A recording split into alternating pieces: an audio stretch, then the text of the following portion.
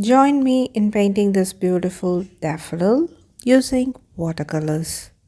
The sketch for this painting is provided here and I also included the reference image. You can transfer the sketch onto your watercolor paper before we begin. I am starting with lemon yellow for the petals. For all the petals, we use lemon yellow as a base layer because it helps to establish the overall glow of the flower. I'm using a very light value of lemon yellow for painting the base layer of the petal. After painting the base layer, next I add cadmium yellow to paint the medium values on that petal. The arrow in the reference image shows which petal I'm currently painting. We are going to follow the same method for all the petals. That is, the base layer is lemon yellow, then we add cadmium yellow for the medium value, and finally a mix of yellow ochre with small amount of ultramarine for the shadows. For this second petal, we are not adding the shadows right now because the petal is too wet. If I apply shadow now, the paint might spread too much. So instead, I wait until the surface loses its shine. While it's drying, I move on to the third petal and apply a base layer using a light value of lemon yellow. Then using cadmium yellow, I add the medium values. There are some darker shadows on this petal, but I will come back to those after finishing the previous petal. Now I'm using a mix of yellow ochre with a small amount of ultramarine. I paint the shadows on the second petal.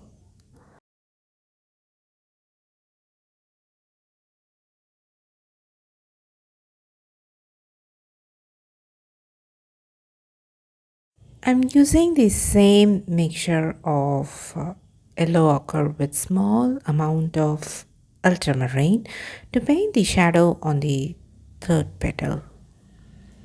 You can see the shadow of the trumpet falling on this petal and it forms a crisp edge.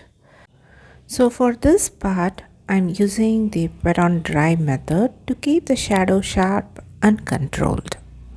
When you mix yellow ochre with ultramarine, be careful not to add too much ultramarine because it might turn green. The mixture should still look like muted yellow. It should not look green or muted green. Now I'm painting the fourth petal using a light value of lemon yellow as the base layer. After that, I use yellow ochre to build the shadows on this petal. Next, I move on to the fifth petal. Here also, I apply a light value of lemon yellow for the base layer. Then, using a mix of yellow ochre with ultramarine, I paint the shadow areas. We will add the more detailed shadows once it is completely dry.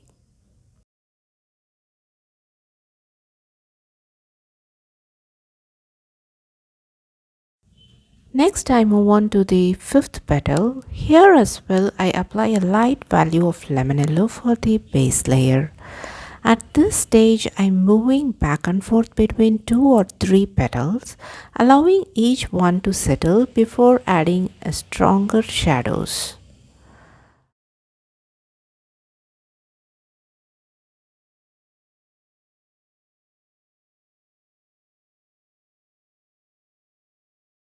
By now, the fourth petal is completely dry, so I use a mix of yellow ochre and ultramarine to paint the crisp shadows. Then I use the same mixture to add shadows on the fifth petal. Wherever a shadow needs a crisp edge, make sure the surface is completely dry before applying the pigment. We already created a sharp shadow earlier on the third petal.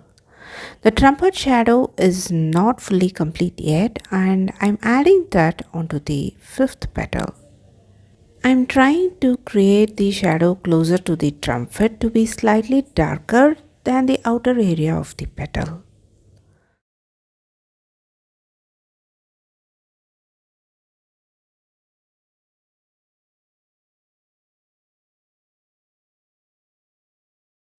Next, we move on to painting the trumpet. First, I use cadmium yellow to paint inside the trumpet.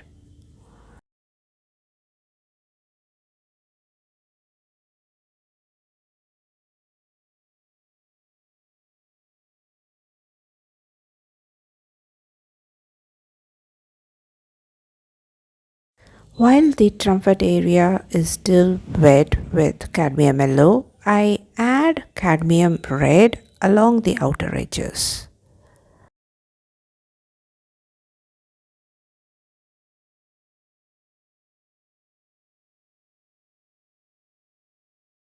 Now I'm using a medium value of cadmium red to paint inside the trumpet. I try to replicate the reference image as much as possible. You can see I left some space untouched as I shown in the video. After that, I add darker shade of cadmium red at some of the places at the outer edges.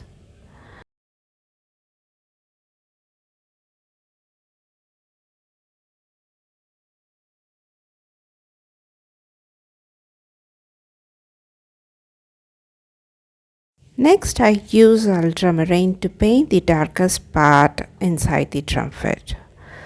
We are still left with a small triangle shape at the bottom part of the trumpet. For that, first I add cadmium yellow, then I use a medium value of cadmium red, and for the bottom part of the trumpet I use ultramarine. That is, that bottom part is the darkest area under the trumpet.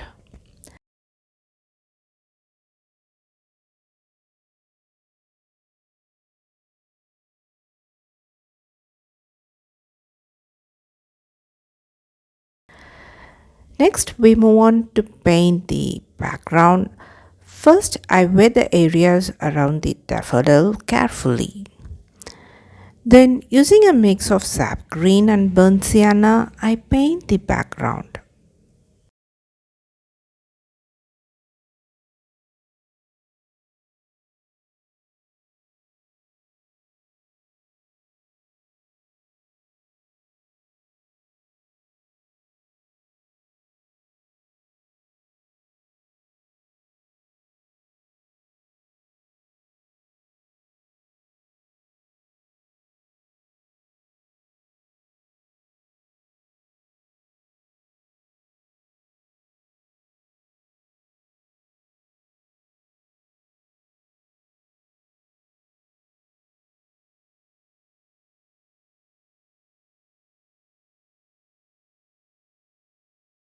Now I'm applying a medium value of sap green and burnt sienna. After that, I notice the flower is not projecting forward as much as I want. To make it stand out more, I thought to deepen the background by adding a darker value around the flower.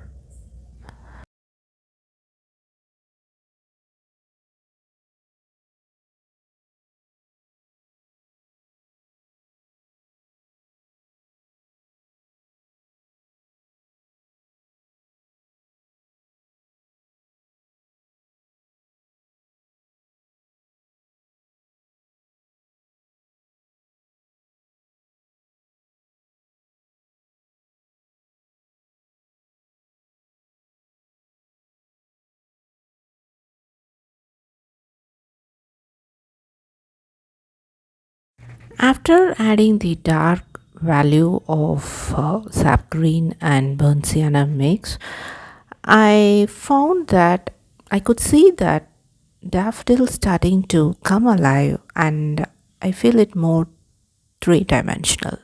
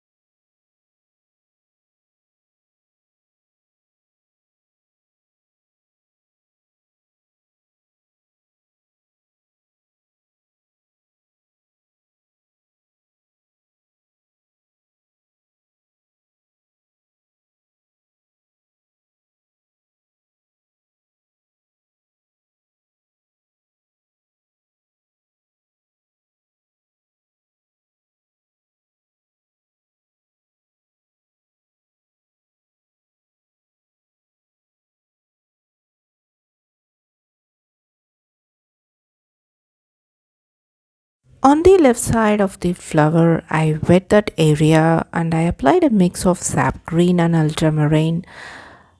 But after I applying it, I felt the left and right sides look too different in temperature and mood.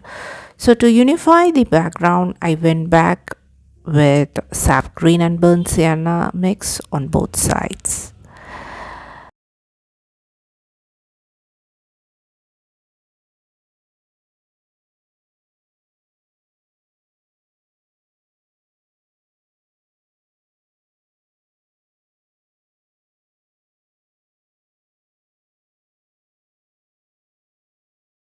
Then at last I sprayed water on the top right corner. This helps the pigment to create a soft transition from dark to light.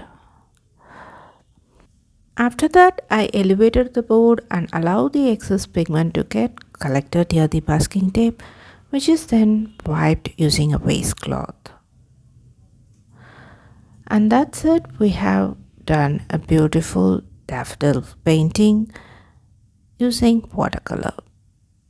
I hope you enjoyed the painting process. If you like this video, give me a thumbs up and subscribe to my channel for more watercolor painting content.